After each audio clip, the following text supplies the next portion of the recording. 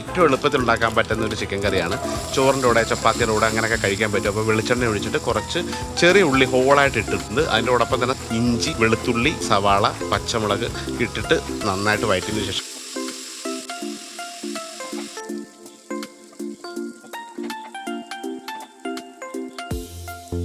മഞ്ഞൾപ്പൊടി, മുളക് പൊടി, മല്ലിപ്പൊടി ഇട്ട് അത് സ്ലോ റോസ്റ്റ് ചെയ്ത് അതിലേക്ക് കട്ട് ചെയ്ത ചെറിയ പീസ് ചിക്കൻ ഇടുക.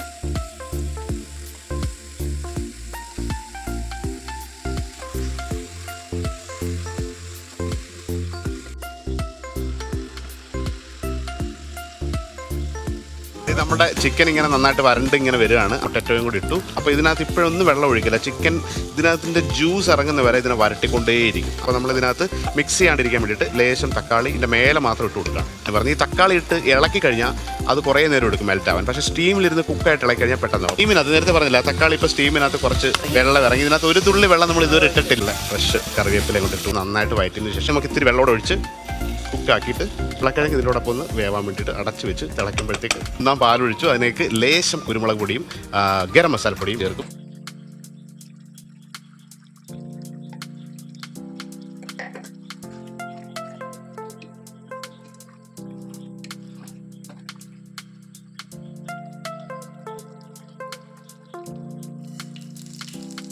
അതേപോലെ ഒരു വെളിച്ചെണ്ണ ഒഴിച്ച് കടുക് പൊട്ടിച്ച് ചുവന്നുള്ളിയും വത്തൽമുളകും കറിവേപ്പിലിട്ട് താളിക്കുക.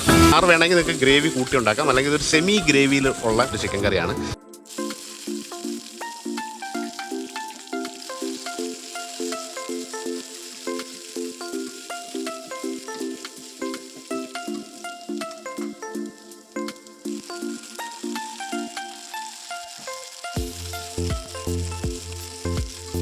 ഏറ്റവും എളുപ്പത്തിൽ ഉണ്ടാക്കാൻ പറ്റുന്ന ഒരു ചിക്കൻ കറിയാണ്.